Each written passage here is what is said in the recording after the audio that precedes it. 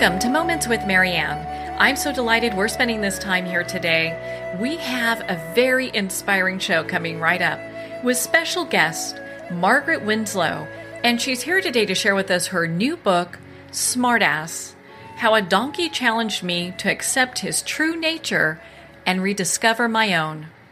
Now, Margaret is a field geologist with over 30 years of field experience in Alaska, Costa Rica, Chile, Argentina, Antarctica, and the Caribbean. Originally from Huntington, New York, she lives in the lower Hudson Valley of New York with her oceanographer husband, and Caleb boards nearby with horses and ponies where he continuously steals the show every day. So let's welcome to the show, Margaret Winslow. Oh, thank you very much. It's an honor to be asked. What a pleasure it is to have you here, and I just loved your book.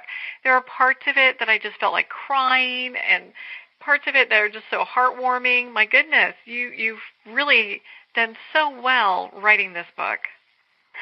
Well, thank you. It was written from the heart, and I started out actually with a series of funny anecdotes because I was whining and dining on Caleb's stories, my donkey's name, and for a few years. But then I realized that there was a very strong narrative arc in there too, and that both of us changed as a result of our relationship together. So it became deeper over time. Well, why don't you share with us, when did you first realize that you had a love for donkeys? When did that first start? Well, when I was 5 years old, the Sears catalog and some others used to sell live farm animals in their catalog, and I happened to stray out of the toy pages at age 5 and found the animal page, and there was this genuine Mexican burro. And I wanted that burro, and it was at the top of my Christmas list for a long time. But I ended up getting a stuffed donkey, and that was that. So fast forward to when I was working in the Dominican Republic. I'm a field geologist and tracking down earthquakes, and I happened to notice donkeys everywhere, working, carrying water, carrying children to school. To the shops, to the market, and I became fascinated by them because I was horse crazy, as many kids are. I had taken riding lessons and loved horses, but at age 20, a horse ran away with me and stopped suddenly and threw me over his head, and I injured my neck and upper back. So I became afraid of horses. I still love to look at them from afar, but I would not go near one of them, and certainly never ride one. And so when I started noticing these donkeys, they sort of look like, well, a little bit like horses with rabbit ears. But I noticed the kids weren't using any bridles or ropes, and the donkeys knew the way, up and down to the river to get the water, to take them to school, pick them up. And I just wanted to know more about them. And when I got back, I started looking things up on the web and joined a bunch of clubs, donkey and mule clubs, and then started going to donkey and mule shows. And it started from there and just kept going, huh? Yes, a long answer. Well, it's a good answer, though, because it's interesting where we get our passions from, and I love, just the story of you and Caleb, and, and it's in your book, there are parts of it that, you just want to just kind of laugh out loud, too, because you share about having a midlife crisis, but not buying the sports car, or going on this eat, pray, love journey. You adopted a donkey. Yes. I never could do the conventional thing. Well, and so why don't you share with our listeners about the story about how you found Caleb and, the first time that you guys actually connected? Okay. Following up on my fascination going to shows, I decided that I would like to get a donkey. And so I, first of all, went around to all the stables I live in a county 20 miles north of New York City, and there are only 6 riding stables left. So I went to each one of them, and 5 out of 6 said, no room, we don't want donkeys, they're mean, they're hard to keep, all these myths about them. The vets and farriers don't like them, blah, blah, blah. And I brought them articles that debunk these things, but they weren't interested. And they said they had long waiting lists. So it was the 6th and last one. I left a message, and I was sure the woman would think I was completely deranged, but I said, I'm a very phobic rider because of an accident years ago, and I'd like to learn to ride again because I'd like to get a saddle donkey. And I figured I'd never hear from her again. And she called me back that evening, and she was intrigued. And so she said, well, your donkey could stay here, but I want you to take 6 months of riding lessons before you get one, because she knew how afraid I was. So we started out on little ponies and then bigger ponies and then horses before I got Caleb. And when the 6 months were up, I saw this ad in the magazine of the American Donkey and Mule Society. The name of the magazine is The Brayer.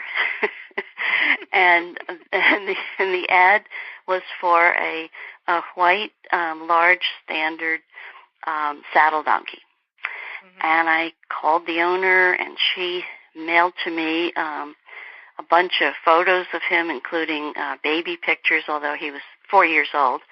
And he was a guard donkey for her sheep and goats up near Buffalo, New York. And she wanted him to have more of a life. He was basically hanging out as a pasture ornament. So I went up and met him, and my first reaction was absolute shock, because even though she had sent me pictures with her standing right next to him, I had no idea how tall she was. So I think I thought she was a midget or something, because this donkey towered over her. And I went there, and she's a normal-sized person, and this donkey came running up to the fence, and between his official size at 54 inches at the shoulder, plus his neck, his head, and his ears, he blocked out 7 feet of sunlight. And I thought, oh my God, he's huge. Can I tell you a side story directly connected with that phrase? I love that. Okay, when I got my literary agent, she made it clear, I represent only nonfiction. Well, that's the only thing I write in my other books too. And she wanted to make sure that the book was not full of hyperbole. And she said, how big could he possibly be? And, he couldn't have ears that are a foot long. And so I sent her some pictures, and then I think her intern had the idea that maybe I had photoshopped them, and I wouldn't even know how to do it, but that I had sort of made him look bigger than he was. So I drove into New York City, picked her up, drove her out to the stable, and we walked around the corner of the barn, and he stuck his head out of the stall, and she said, "Oh my God, he's huge." And that's the first line in chapter 1 is, "Oh my God, he's huge." And so she was a believer from then on. Well, and it's interesting having a large animal, just how things are a little bit different, but they also test us in ways that maybe smaller animals will not. Yes. I think in some ways, because I had experience with dogs and cats, that I thought perhaps he was just a very large dog. But and also people make the mistake of thinking of donkeys as being basically horses with ears, and they really are quite different. So not only did I have to learn how to deal with an animal that was much bigger, 700-pound animal. I couldn't pick him up like I could my corgi if he was bad. I had to try to understand what it is to be a donkey, and then, as you know, as the book goes on, really about him as an individual, not just as a species and what the textbooks say, but as Caleb himself, a unique being. And it was quite a journey. It's so interesting because, I mean, you and Caleb have gone through some ups and some downs. Poor big guy got sick, and yes. that was a journey within itself. I mean, the way you describe it in the vet coming, I'm like, oh boy, this isn't going to be any good. Yes, and he never forgave the vet either after that. After she saved his life. Yeah, but it was such a distasteful thing. He was like, oh, and for our listeners, it's something that you actually have to read. It's not something we quite can share here, but it's quite a journey the two of you have gone through.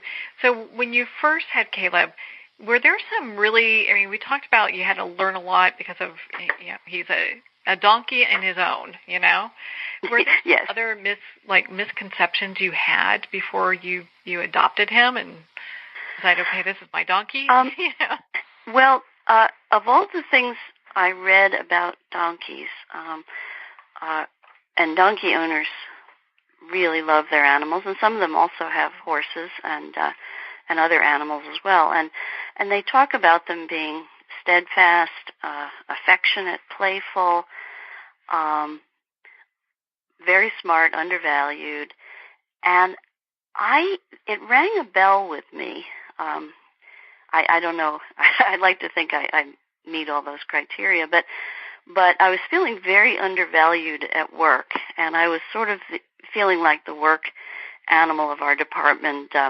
Because I was willing and devoted, I usually had the worst possible schedules for teaching, the early morning, the late night.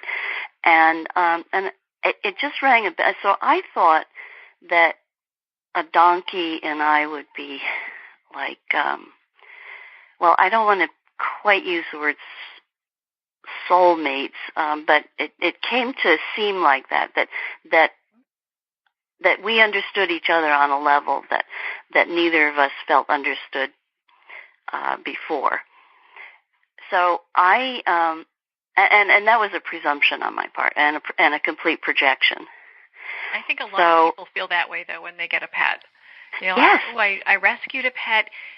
I'm feeling I was like neglected by my parents or ignored by my parents or whatever the thing is. I'm not feeling appreciated at work, so this animal is going to get me. Yes, and very often they do. I was saying recently that Caleb is a very good judge of character, and I've only seen him once in 16 years be afraid, terrified of somebody, besides the vet, of a person, an acquaintance I took up to the barn, and because she wanted to meet Caleb, and he hid in the back of his stall with his head down, and I never saw anything like it, and this acquaintanceship did not grow into a friendship, but I had a feeling that he knew something that I didn't know, and I think he was right with subsequent situations where there was a bit of borderline stalking going on when I ended the friendship. It didn't go very far, but anyway, hang-up calls and things. But anyway, it was as if he knew something that I didn't know. And then the other one was when a vet came to evaluate his dear love Ginger in the next stall and decided that her multiple fractured leg was not going to heal. Caleb reached out of his stall and tried to bite the man. Oh, no. And I've never seen him go. It was like a barracuda. He was just all teeth. Yeah. So, save his friend, Yeah. And he actually, after she passed away, he brayed for days, and he would not eat. Oh. And but as animals do, they do get over it. Yeah, everything goes through its grieving process, and it's interesting, because animals, they get so attached, and I'm not surprised that, that Caleb didn't go and attack the person that he did, that was bugging you. threatening his girlfriend. Yeah, it's like, hey, what are you doing to my person? Right. And all the man was doing was evaluating her and pronouncing a bad prognosis, but it was as if Caleb understood what he was there for. Yeah. And it's the journey of you and Caleb, I thought, was so profound, because I think a lot of animal owners can really relate to your book. It's such a sweet story. There are parts of it that aren't so sweet. When you talk about how Caleb was nipping at you, and you'd go to school and with like these bite marks, and your doctor's handing you domestic violence paperwork, thinking that you are in a situation because you've got these marks on you from your donkey. It was mortifying. But you know what? I mean, how many people are going to tell their doctor, "Oh no, my donkey did this"? So of course she's not going to believe you. Right. Yeah, that's a new one, but we've heard some stories before. Was it just a transition before the two of you got into this place where you felt you really understood each other better? Yes, and in the book, because of increasing stresses at my job, they were trying to close classrooms, and people were losing their teaching lab space, and there were all sorts of administrative space wars going on, and I, being dedicated to education, the students, I took it very hard, and so when I went out to the stable, very often I was in a rush. My mind was elsewhere, and Caleb acted up more. He was more disobedient, more likely to nip me, or tap me with a hoof when he knew I wasn't there. Yeah. And he reminded me that I needed to be present and be in the present, which is something that was, I was always worried about things from the past and worried about things in the future. And so he taught me that, or he tried to. And then, as you know in the book, it finally reached a very bad point where I wasn't seeing him very often, and when I came, I was in a terrible mood. And he actually trampled me and injured me, and I was then terrified of him. I wanted to get rid of him, and I sent him to donkey boot camp for some tough love. And I laugh about it now, but at the time it was just horrible for both of us. But I'll tell you something. I was just at this veterinary conference at UC Davis, and the top donkey behaviorist in the world, Ben Hart, he's at the Donkey Sanctuary in the UK. He was talking about the right ways and wrong ways to train an animal. And I went up to him and I said, I did everything absolutely wrong for the first 4 years. I'd get frustrated. I'd stomp off. I whipped him. I yelled at him. I'd try something new every week, and new vocabulary, new cues. And yet I think he understood how hard I was trying. That despite the fact that, he could have not liked me at all, he knew that I was trying to have a relationship with him, I think. And I said that to the man. I didn't know if he'd think that was just a romantic projection, but he said it's absolutely true. He said he forgave you. And I just about wept on the spot because, yes, he knew I was doing everything wrong, and he was resisting it and making a fool of me. But he knew I was trying really hard to be with him in some way, and it finally came through. Yeah. Hey, it's interesting because when we, especially with larger animals, being there is sometimes can be a challenge, and being present, Yes. that they're the great reminder that, hey, you have to be here fully, Yes. or things will happen. And so he went to donkey school, donkey boot camp, And there's this part, and I'm probably going to mess this up. I don't have it right in front of me, but there's this quote in your book that talks about, how, like he basically learned a few things at the donkey school, the boot camp, but his spirit wasn't broken, and he made sure you knew that. Yes, yes. And so in the coda to the book, when I finally realized that it was the struggle for control was the one battle I could not win, should not win, and also the realization that I didn't want to be the alpha, and donkeys do not accept an alpha, whereas horses do. Donkeys will never submit. They'll be an equal partner with you, but they'll never be submissive. And I had to, even though I'd read that, I had to really feel it. And when I felt that, our relationship just changed almost instantly. Isn't that beautiful? I mean, it was a journey, but it really is that kind of letting go, and what a great lesson. What a great life lesson.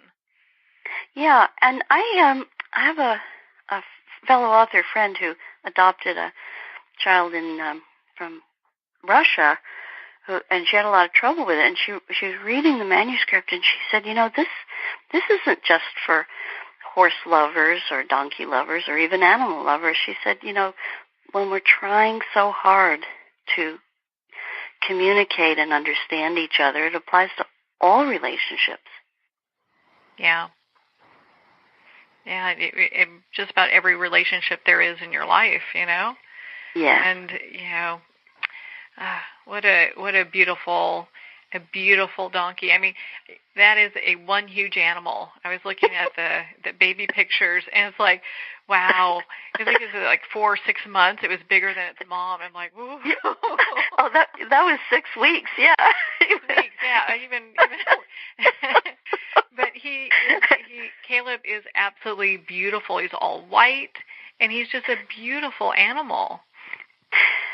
Yeah, he really is. He's outstanding, and I'm completely objective about this, but he's even outstanding at shows. I mean, he's very noticeable. Of course, yeah. He just kind of stands out, and people take notice. And I know there's a lot of, because the subtitle of the book is How a Donkey Changed Me to Accept His True Nature and Rediscover My Own. And so when we talk about rediscovering your nature, what were we're not going to cover everything, but what were like 1 or 2 other points that you've learned about yourself through Caleb? Yeah, one of them is that he challenged me to, well, I'll tell you what he did. He spoke truth to power. And he reminded me of what I'd read about medieval jesters who were the only ones in the royal household that were allowed to make fun of the regent, and of course they sometimes paid for it with their lives. But that he understood a person very quickly, and the trainers that he acted the worst with in the most hilarious ways. There was one in particular who was really arrogant, and he made a fool of her every chance he could get. And I was laughing to myself even at the time, but it was I couldn't believe that the two of them would square off. She wouldn't. She kept zeroing in on us rather than the horses and ponies present. And he continued to thwart her. And I realized that, he doesn't do this to be mean or to entertain himself, although maybe he does. but he seemed to understand if someone was trying, like a handicapped child or me or usually, almost anyone else, he would understand that they were trying, and he'd be very good with them, especially with children. And he could sometimes be a smart aleck with me because he could sometimes get away with it, and I let him for a while. But so he seemed to see something of the truth in people, and he, without words, although he brays a lot, but without words, with his body language, he would speak the truth to people. And I think the truth was, I'm not a wannabe horse. I'm not a wannabe dressage horse. I'm not even an average donkey. I'm myself. And it really started to sink in with me that having tried to fit in so well at work and try to be non-confrontational, to be the one everyone could count on all the time, and feeling very underappreciated, that he, unlike some of his hard-working brethren in the developing countries, he expected people to treat him as an equal. Only and not, Yeah. We should all do it. The other thing is, and I think this is directly relevant, but horses and donkeys need to be trained differently, and that was part of the problem with these trainers, is they were thinking he was just a really bratty horse. And the reason why is horses are herd animals, and the herd is the unit that's more important than anything else for survival. Whereas donkeys grew up in the deserts of North Africa, and they had to browse very far apart from one another, so they have to stand their own ground. They usually didn't have 200 pals around in case a hyena or lion came up. They were generally by themselves, and so they will not flee the way a horse will flee. They will stand their ground and fight, which is very different from horses. And the other thing is that because horses are herd animals, they do submit to an alpha, which is why, the term breaking a horse, it's a terrible term, and it's still used, but it means breaking his spirit. Mm-hmm. You're breaking the horse in. And that's so that he'll accept the human as the leader. And you can't train a horse with negative reinforcement, with whips and spurs and tying them up on a short line and other forms of punishment. They'll just become really, really mean, and they will never forget it. But if you use positive reinforcement, which works on everybody, including horses, but everybody, they will be wonderful. They'll learn. They'll want to learn. So positive reinforcement, and some horse trainers nowadays are using positive reinforcement, but the tradition is negative. And Caleb would not submit. Caleb and his breed would not submit to unkindness. Mm-hmm. There's a tough chapter in your book that talks about that, and just how you and it seems like at that point you and Caleb kind of really came together. Yeah, and during a trail ride when I was ready to give up. Yeah. Mm-hmm. And, it's just a beautiful story. Oh my goodness, we could talk about this book all day. Margaret, where can people connect with you and not only learn about your book, Smart Ass, but be part of your community? I love people to do that. And in fact, it means so much more to me, the individual reader, the individual person who's interested in donkeys. One way is through my website, which is margaretwinslow.com. And also there's an email on that. And I answer my emails. I just got an email from a gentleman in northern Scotland who had just gotten my book on Kindle, and he wanted to tell me how much it meant to him and how moved he was. So that to me is everything. You know, I know people have writers have fantasies about being the next, Stephen King or John Grisham, and and they write wonderful books that people want to read. But I am the individual and their relationship to their animals. I got an email about a woman about her alpacas. That's really what's important to me, and I think that's what's important to animals too, is the one-on-one relationships.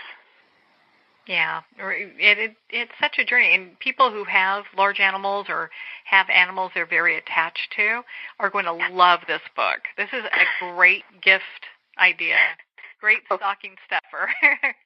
Well, thank you. Yeah. Well, Margaret, thank you so much for taking the time to be on the show with us here today. My pleasure. Well, thank you so much, Margaret. It has been such a pleasure to spend this time with you. And of course, to talk about your new book, Smartass, How a Donkey Challenged Me to Accept His True Nature and Rediscover My Own. Smartass is available at Amazon, Barnes & Noble, and of course, all indie bookstores. And if you want to connect with Margaret, please do so at her website, margaretwinslow.com, and be part of her community. Well, we're at the end of our time today. I would like to thank everyone for tuning in. You're listening to Moments with Marianne. And remember, make every moment count.